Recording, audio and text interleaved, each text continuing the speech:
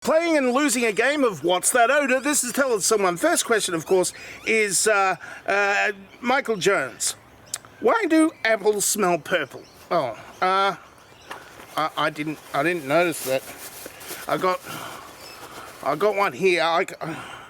Doesn't even look purple. It's sort of reddish, except for the green bit. But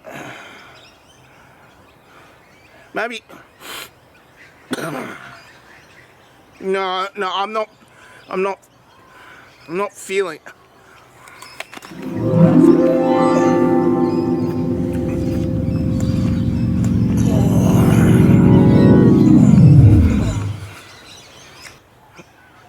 Oh, that's good synesthesia. Oh. Next question, of course, from Bull's dog. Me and my friend are creating a new country called Birmingham. Any flag recommendations? Yeah, well, you know, well, whatever country you're trying to annex with your new country might get a little angry at you, and they have access to the military-industrial complex. So, in order to shortcut things and be as little trouble for anybody, try white flag. Try white flag because it's going to come in useful when you surrender to the might of their military-industrial complex. If you know what I mean. If you know what I mean. Trust me, I know what I mean. Next question, from Stubbs. How are gas stations able to make tuna fish sandwiches that taste both soggy and stale at the same time? Doesn't that define the laws of thermodynamics or something, or was it quantum physics? I don't know, dude. You answered a similar question to that a few weeks ago. So tell me. Well, look. Okay, you got tuna, which is taken from the sea like many months ago, and then they put it in the fridge, and then they put it in a can, and it's like really old by the time you get there, and it's a bit wet. It's a bit wet because it's a fish, and so it's a bit soggy, but it's also a bit stale. And you put on top of that some bread which has been smeared with some kind of fat like butter or margarine or something, and then a bit of wet lettuce, and you've got a perfect mixture of old fish and stale bread and grease, and that's why the gas station sandwich is the greatest culinary event of the entire road trip. It's either that or McDonald's. You don't want McDonald's. You don't want McDonald's.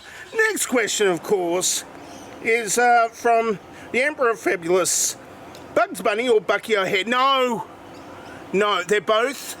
Look, I know what you're thinking.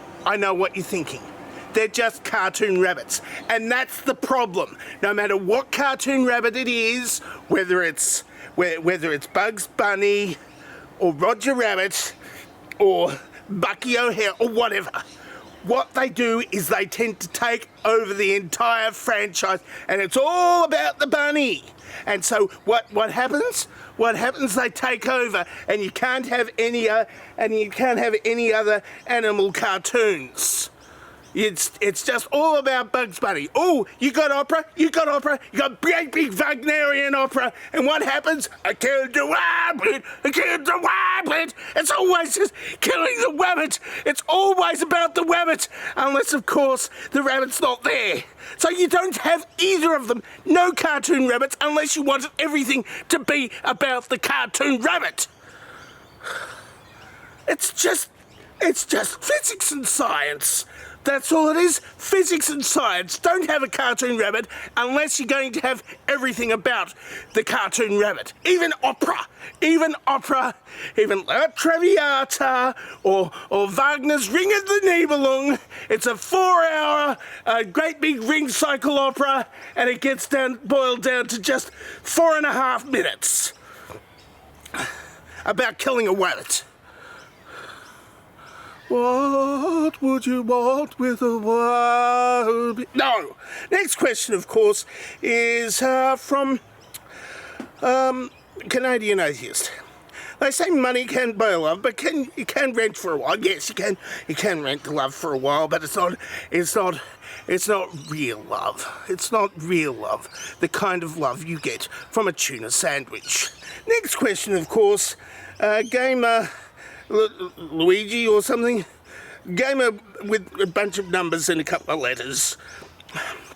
If you were trapped inside an elephant-sized Venus flytrap and somehow can think like a person, how would you escape? Well, of course, I'm not a fly, but I do have a fly, like down there. So, what it wants is the fly. It doesn't want me because I'm not fly. The Venus flytrap gets eats off a steady diet of nutritional flies. So what I do, I take off my pants and slither out, and it can have the fly and just spit out the rest of the pants, and then I'll have to I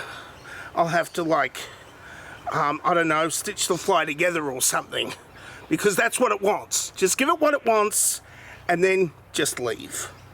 That's the only way I can think of to get out. Really. Nolan asked the last question of the day, I believe. I believe it might be the last question of the day, or there's another question after that. Do they really take that wati from a volcano? I don't know what a wati is. I looked up wati, and it said water, not wati. So it might be water. I don't know, because you mispronounced water or wati, and I don't know whether they take water or a volcano or not. I think it's lava.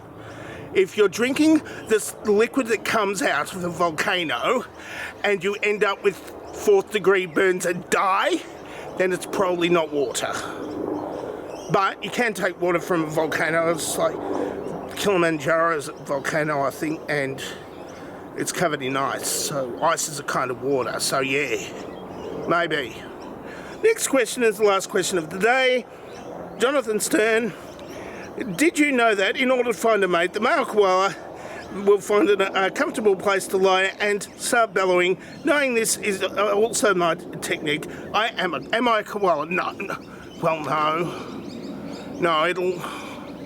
I mean, if you're trained to attract bears, then maybe, but only in a certain kind of club would you find a bear using that technique. You might also try, going on one of those apps like Koala, which is Koalr. Might get that way, because I have no idea where I'm going with this. I mean, I didn't even prepare for this one at all, apart from the synesthesia bit at the start.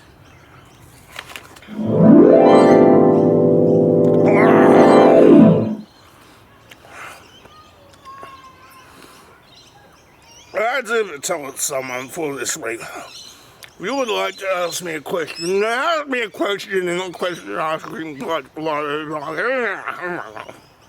or you can answer this dovetail question if you believe that's the right direction to head or whatever.